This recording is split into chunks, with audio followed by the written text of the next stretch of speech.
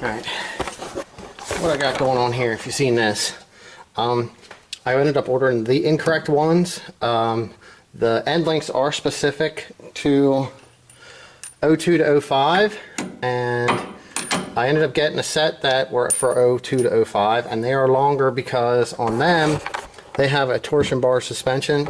On the 07 and up, they have the independent with the strut. I guess that's the way you call it, because they were both technically independent, but this has a coilover like strut type setup. So I just wired this up and drove it another day because we were sure it was the end links making the noise, which they were making a popping noise, but the other noise we won't go into too much. So what we're going to do now is we are going to, well, remove the wire. We're going to take off our caliper and our brake pads and our caliper bracket and remove the rotor and get a socket that fits on the axle nut and get that stuff taken off.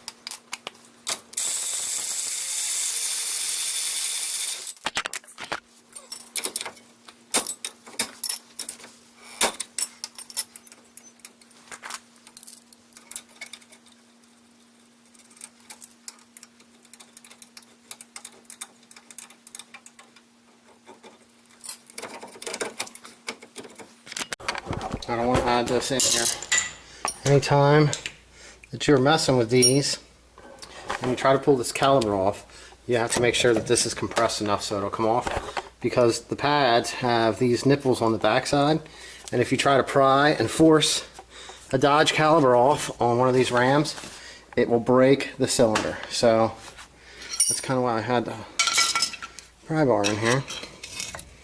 Let's see if we can get this to move a little bit more. All I'm doing is this, real light pressure on here. And what I'm doing is I'm getting in behind here and collapsing it. There we go. You can see I did nick it up just a little bit, but I was catching that. I was trying to catch in the rotor.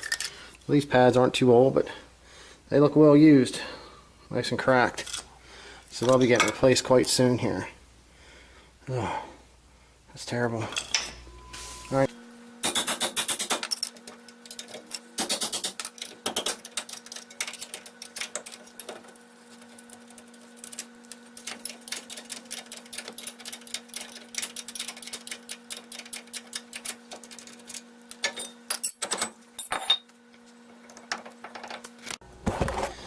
Okay, now that we have everything else here removed, there is 3 bolts that hold the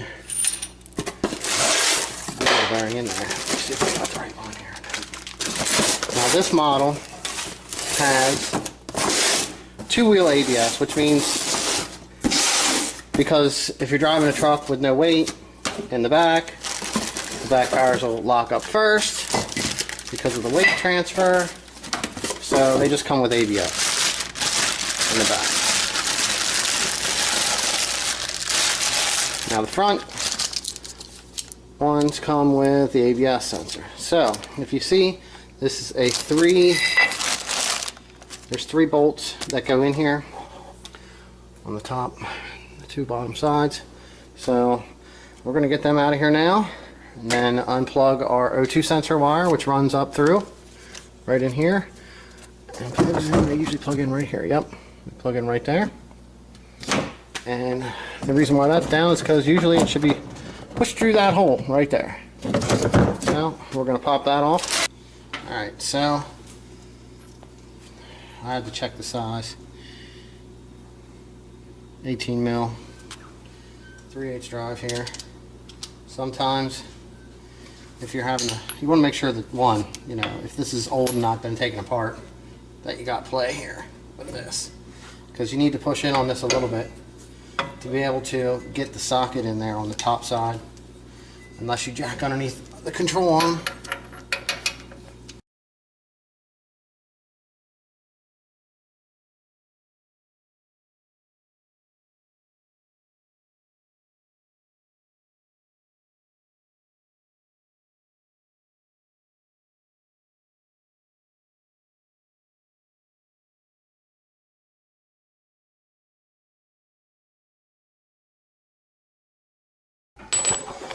Okay, now I've got the 3 bolts are loose. If they're in there just a little bit, I'll come back and I'll get them. If this is in here really hard, sometimes you can get an axle puller that'll bolt on here, and you can use a slide hammer. Most of the time, if you tap on it with a hammer like this,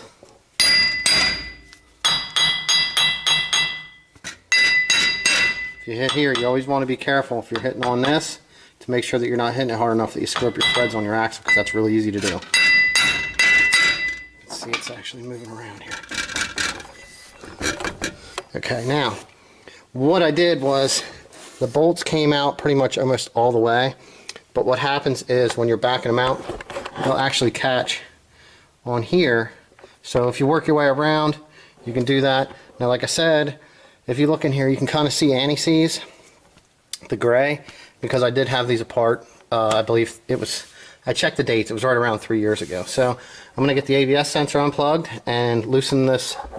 Looks like this lower bolt here on this side needs to be loosened just a little bit more, and the bearing will fall out. Alright, so these clips up in here, you can just pop them off, pop in between there with a small, I just used a small flathead. If you're real gentle and then you want to undo your red locking clip, the red locking clip, just push it up and then you can get the plug out for the ABS sensor. Now this needs to be separated, which is will probably come off with the dust shield, but I got all of the 3 bolts are totally threaded out of the bearing now, and I'm just going to pull right off just like that. You can actually see it separating right there just a little bit. Like I said, I did have this pretty good and anti-seized up from last time, so we're going to probably do the same thing this time. Now, the only thing you need to make sure when you're reinstalling this is that your wire is going in the same location and fed up through. I don't know how good that's showing you here, but I got the cable for the ABS. I'm feeding that up through the dust shield. Gonna remove the plastic bag that was over this. Get my ABS sensor pointed in the correct direction. Get this thing fitted in here. Alright, now, since I have this one, has the socket on it,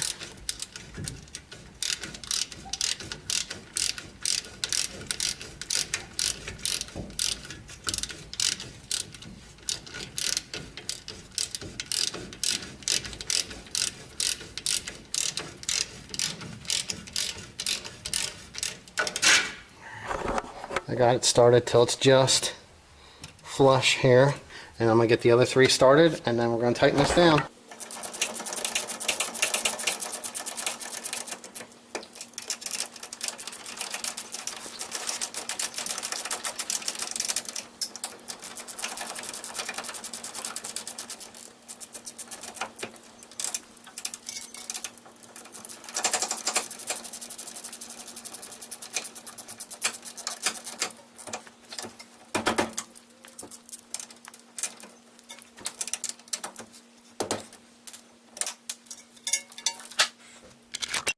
Some of them do come with new ends, but since I got those popped off and they're fine, I'm just going to remove these off of here.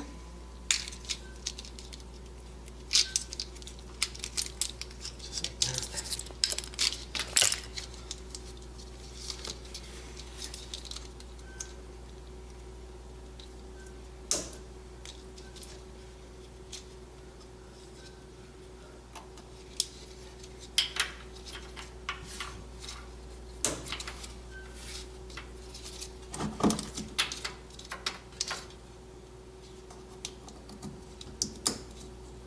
Plug it in, lock it in, and we'll push this back to the fender well where it's supposed to be.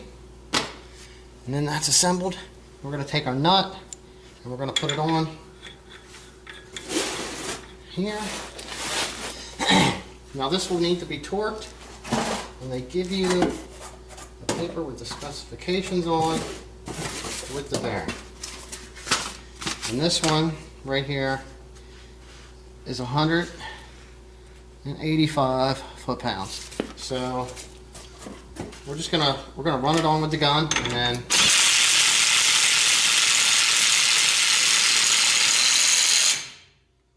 now that that's done, I'm gonna assemble the brakes, and I'll have a torque wrench, and I'll need someone to actually apply brake pressure to keep the wheel from spinning, to keep the axle from spinning, so that we can torque that down.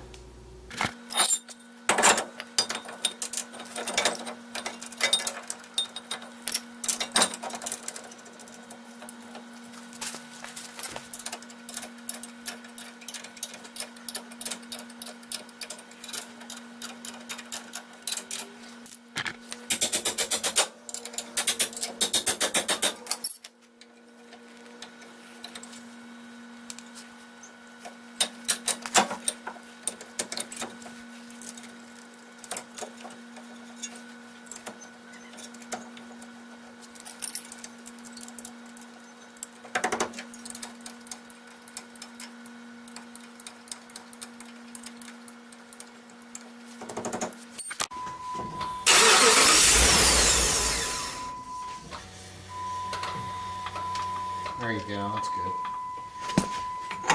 Get on the brake. Good? Yep. Okay.